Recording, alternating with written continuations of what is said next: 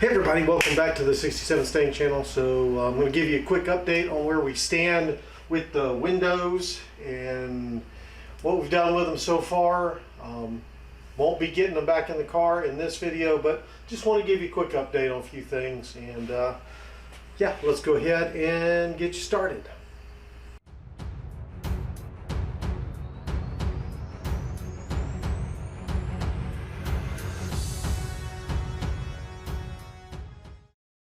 Okay, so here you can see the actual window out of the car. It's sitting on my deep freeze right now. But anyway, a couple of things I wanted to show. So I cleaned up a good bit of stuff on here. There was some old lithium grease that was caked up on various places throughout this piece.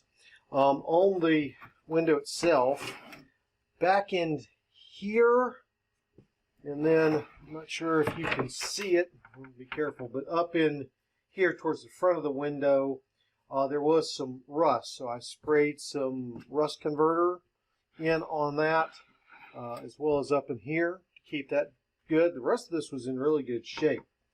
So I'm going to flip the window over here. Trying to be careful because this is original glass as best I can tell. Okay, let's see. Here, let's see if I can check. Yeah. Okay, just want to make sure y'all are seeing. So, a couple other things I did. Again, more rust converter kind of up in here. This was part of that other thing. But then we've got our rollers here. I've made sure that they roll smoothly. They're in good shape, so I didn't want to replace these.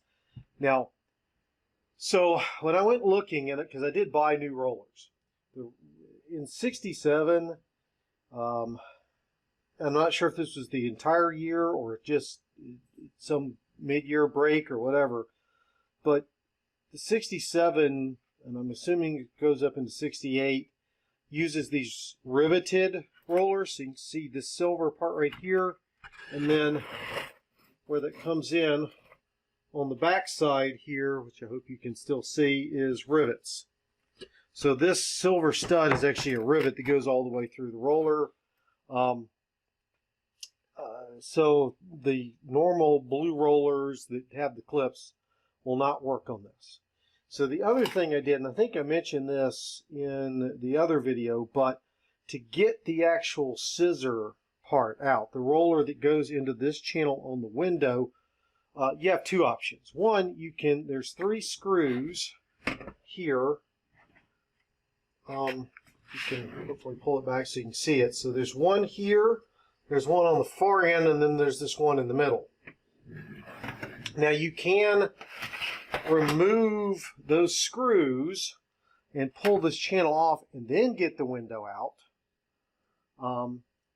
which is probably the easiest thing to do if you can get the screws out. My problem was these screws were all, while it was in the car, in there so tight, I couldn't get enough pressure, even with a good screwdriver, to get those done. Now, once I got it out, I was able to get the 2 far end screws out, but this middle screw was just rounded off. I couldn't do anything with it. So I left that, just left it on here. But what I did do is widen out this end, so the end near the rollers. This goes to the back of the door. A bit so that the roller itself that rides it can have room to come out, because this is where the back channel goes on the back of the door, right? So this is going in the back channel, you know, so channel runs in and out here, right? Actually, let me go I've got the back channel out. Let me show you, and you may get a better understanding real quick. So let me go pause and get that. Okay, so here's the back channel that is in the door. It actually mounts in. So this is the inside. This would go to the inside of the passenger area. This goes to the outside of the door. So it's in there like this. And so this rides in here like so. So this is the way it is in the car. So the roller that's on the scissor, it doesn't have enough room to get out on this end unless you flare this out. By flaring it out, it's got enough room to slide out. here. So that's why I did that. That gives that room to come in and out. Of course, now you can see that this slides up and down in that track pretty good, and I don't have it greased or anything, but I will. Okay, so that was a little trick I learned. And you can see I've gotten all the hardened, there was a bunch of hardened lithium grease in there. I cleaned all of this up. I'm probably going to clean up a little more in here. And what I've been using to clean is SOS pads or Brillo pads to get a lot of that grease out in there, and then some fine sandpaper up here to get some of this build up and shine this stuff back up. Not perfect, but again, it's inside the car. Just trying to get it cleaned up for the most part. So that was all of that. Okay, now I'm going to go take you in. I'll switch probably to my camera phone, and I want to show you something kind of neat I found inside the door. So let's go in and take a look at that I found. Okay, so we're going to try to get in here and take a look. Something I found that I thought was interesting. Let's see. I get in here where you can see it. Okay, I don't know if you can see those little dimple things right up in there. But I think at some point the door was dented or something, and they tried to use, we do the little weld sticks and pop those dents out. I think that's what that is, right up there. So, I've been trying to treat some of the rust. It looks like I've got a little bit more up in there I need to work on. The worst of it was, let's see if I can flip you into here.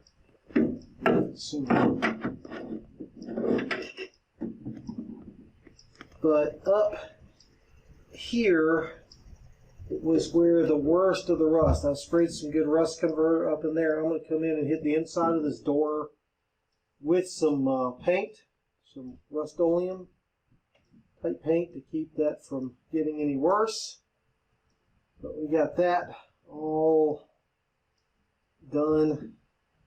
Well, starting. I'm still not done. Let's work on the paint and things in here. So I've also got, coming back outside to the door, so the clips here that hold the armrests on, I've got some new ones of those to put on. So I'm going to go ahead and start working on getting the rust in the door here in just a second, but I do want to go to one more thing to show you. And of course, I've got all new door panel for out here, and all new the weather proofing paper stuff there. I'm also going to work on painting this door while I have everything off too. Something else I want to point out. Y'all remember when I replaced the weather stripping up here, and then I decided to pull all the guts out of the door? That was the wrong order. You want to get all this done and get the window out, and once you've done that, got all this taken care of, then you want to put in the new. So I had to order some new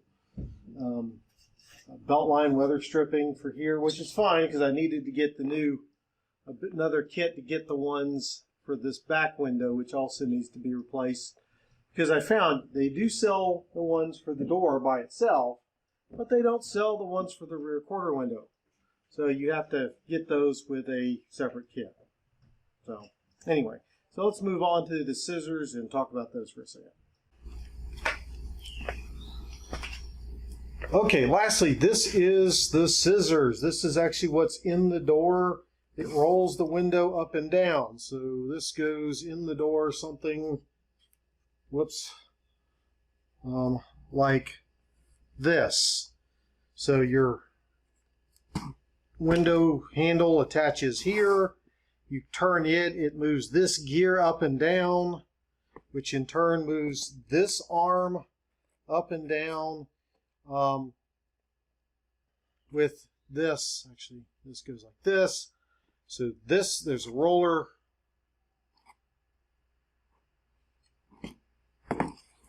over here, a roller over here that goes in that channel that I showed you with the 3 screws on the window itself.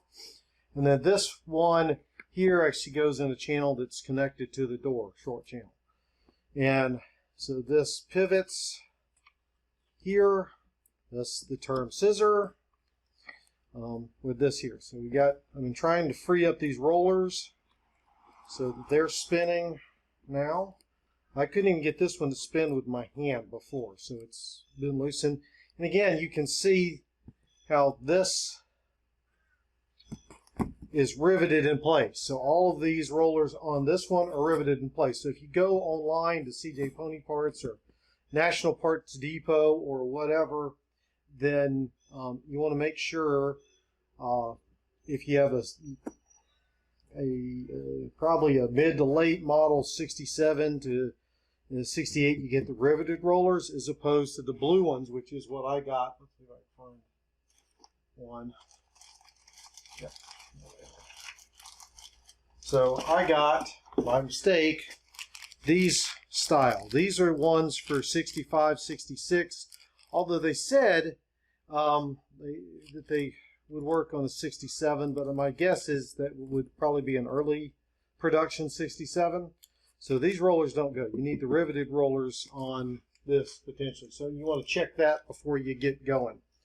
So I'll tell you how I got these loosened up. So I started out using PB Blaster or any sort of penetrating oil in there and letting it soak for a while. And then I came out, wrapped a piece of cloth around the roller here and took a pair of pliers and started breaking them free, working them. And I've done that. What happens is you get that lithium grease built up under between the rivet and the roller, and it just won't spin anymore. So you're trying to break that loose. So I did that. Then I came back. I actually stuck them in some boiling water. Well, not quite boiling, but very hot water. Shook that around to help try to break up some more of that grease in there. And then kept back with PB Blaster and just rotating them as I went to do that. So I cleaned off all the lithium grease that was on this back end over here along this gear. Now, something I do want to show. I probably should get a new regulator. I'm not for now just because. But if you notice the teeth down here where it's less used compared to the teeth up here, you'll see these are a good bit worn compared to these. So probably would behoove me to get a new one. I don't know what these cost. I'll check before I post the video and see what they're running for. But I really ought to look at that just because these upper ones are worn. And obviously that means that, you know, if these wear, you're not going to get as good of function out of those.